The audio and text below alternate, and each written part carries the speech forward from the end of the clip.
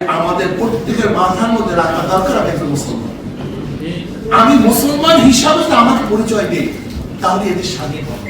আর মুসলমান হিসেবে পরিচয় না দেন, আমেরিকা দখল করবে কতক্ষণ চীন তাদের থিওরি নিয়ে আসবে, কত রাশিয়া তাদের থিওরি নিয়ে আসবে, আর ভারত তো তার আদর্শ বাস্তবায়নের চেষ্টা চলছে। কিন্তু আমি যখন মুসলমান থাকবো, ভারত আমাকে এখানে কোন অবস্থাতেই স্থান করতে পারবে না।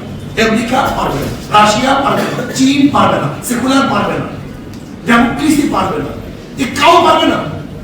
যখনই একটা মুসলমান থাকবে না, যখন কাউ স্বামী থাকে তখন ওই তার দিকে কেউ তাকায় না। যখন স্বামীহীন থাকে তখন সবাই তাকাবে। এটা নিয়ম, এটা সমাজের একটা কথা বলতাম। আপনি যখন নিজের আদর্শ লালন করবেন, আপনার দিকে কেউ তাকাবে।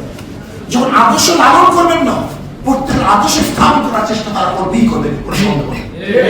কিন্তু আপনি যখন বলবেন মুসলমান, ওখানে যেয়ে না দরকার তারা মুসলমান। প্রিয় ভাইয়ারা আমার, আপনি কি ভেবেছেন ভারতের মধ্যে থেকে আমাদের যে কাঁটা তারা বেড়া, এটাই কি আমাদের মূল পার্থক্য? এটি কি না পার্থক্য দেশের? না, কাঁটা তারা বেড়া তুলে দেওয়া 1 মিনিট সময় লাগে, তুলে দিতে 1 মিনিট সময় লাগে। আমাদের এই পার্থক্য জানেন? ভারতের সাথে আমাদের বিশালটা আমরা সংঘর্ষ মুসলমান, এইটি হলো বড় পার্থক্য। এই জন্য ওরা চিন্তা করতেছে মুসলমানদেরকে যতক্ষণ পর্যন্ত ধ্বংস না করা যাবে, তাদের চেতনাকে নষ্ট না করা যাবে, ততদিন পর্যন্ত এই দেশকে দখল করা সম্ভব না। এই জন্য ওদের মূল টার্গেট হলো আমাদের চেতনাকে নষ্ট করা। যাই হোক, একত্রে ভেবেছিলাম আমরা স্বাধীন, আমরা মুক্ত, কিন্তু 75-এর পর হতে আজ পর্যন্ত যারাই 71-এর পর থেকে আজ পর্যন্ত যারাই শাসন করেছে, এরা আমাদের ইসলামকে নিয়ে কেউ চিন্তা করে না, ভাবনা করে। প্রত্যেক শাসকের চিন্তা ছিল ভিন্ন চিন্তা। ইসলামকে এস্টাবলিশ করার কোনো চিন্তা কার মধ্যে ছিল না, পড়ার মধ্যে ছিল না, আলোচনার মধ্যে ছিল না, শাসকদের কাজের মধ্যে ছিল না, আমাদের কারোর মধ্যে ছিল না এটা যে সংখ্যালঘু মুসলমানরা এদেশকে স্বাধীন করছে ইসলামের জন্য, কাজে ইসলামকে এস্টাবলিশ করা উচিত, ইসলামকে বাস্তবায়ন করা উচিত, এই চিন্তা আমাদের অনেকের মধ্যে ছিল। সব মশার বিরুদ্ধে সুরক্ষা দিতে এলো বসুন্ধরা এক্সট্রিম অ্যারোসল। মশার বিরুদ্ধে এক্সট্রিম সুরক্ষা। চীনের গোলামি করতে চাই, আমেরিকার গোলামি করতে চাই, ভারতের গোলামি করতে চাই, রাশিয়ার গোলামি করতে চাই। আমরা আমাদের আদর্শ বাস্তবায়ন করতে চাই। আমি একজন মুসলমান, আমার আদর্শ কোরআন ও সুন্নাহ। যদি একজন সেকুলার, একজন নাস্তিক, একজন বামপন্থী, তারা আদর্শ বুক ফুলিয়ে বলতে পারে, আপনি মুসলমান হিসেবে আপনার আদর্শ বুক ফুলিয়ে বলতে পারেন না, আপনার বাধা কিসের? আমাকে বলুন আপনার বাধা কিসের? এই কারণটা কি? আমরা সব জায়গায় মিস্ত্রি হয়ে যাই। আচ্ছা দেখেন তো, কোন হিন্দু পণ্ডিত কি ঈদের সময় এসে বলছে এটা আমাদের পূজা, আমাদের এইটা, আমাদের সেটা বলছে কেউ? কিন্তু আমরা দেখবেন দুর্গা পূজার সময় আমরা মুসলমান তাদের আদর্শ বিকিয়ে দিয়ে সব কিছু উৎসর্গ করে দিয়ে মনে হয় এটা মিশ্র হয়েছে। এই মিশ্র হওয়ার নাম কি? স্বাধীনতা। এইটার নাম কি উদারতা?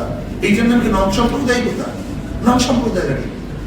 আমি হিন্দুদের পূজা ঠিক মতো করতে পারি, তারা স্বাধীনভাবে পূজা করতে পারে, এই দায়িত্ব আমার, এটা রাষ্ট্রের দায়িত্ব। আমি গিয়ে সেখানে পূজা করবো, এটা রাষ্ট্রের দায়িত্ব না। এটা আপনি কেন বুঝতেছেন? আমি ঈদ পালন করবো, এটা আমার দায়িত্ব। কিন্তু সবাইকে ঈদ পালন করতে হবে, এটার নাম উদাহরণ হিসেবে নন সাম্প্রদায়িকতা। এটা আপনি বেশি শিখেছে, এগুলো ঠিক না। যারা দেবীকে বিশ্বাস করে তারা দেবীকে নিয়ে আলোচনা করে এবং আলোচনা করতে পারে। এই স্বাধীনতা দেওয়ার নাম হলো রাষ্ট্রের কাজ। কিন্তু আপনি কি দেবীকে একেবারে নিজের খোদা বানায় ফেলাইবেন, এটা রাষ্ট্রের কাজ না।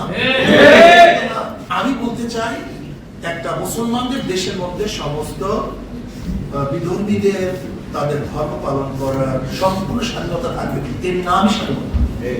তার মানে এই নয় যে আপনি প্রত্যেক ধর্মের কৃষ্টি, কালচার, সংস্কৃতি নিজের মধ্যে নিয়ে আসবেন, এর স্বাধীনতা এটা না। যেমন আমি কি মনে করি, আমি মনে করি ইসলামের মধ্যে সমস্ত মানুষের মুক্তি আছে, সমস্ত মানুষের স্বাধীনতা আছে। ইসলামের বাহিরে কোন আদর্শ মানুষের মুক্তি দিতে পারে না, স্বাধীনতা দিতে পারে না। আর একটা কথা মনে রাখতে হবে, আমাদের আজকে আমাদের সেকুলারিটির মধ্যে থাকতে থাকতে আমাদের কাজ হয়ে গেছে যে আমরা শুধু দুনিয়া নিয়ে চিন্তা করি। কিন্তু একজন মুসলমান শুধু দুনিয়া নিয়ে চিন্তা হতে পারে না। আমাদের মূল চিন্তা হলো আখিরাত এবং দুনিয়া, উভয়টাই। আমরা দুনিয়াতে শান্তি চাই, আখিরাতে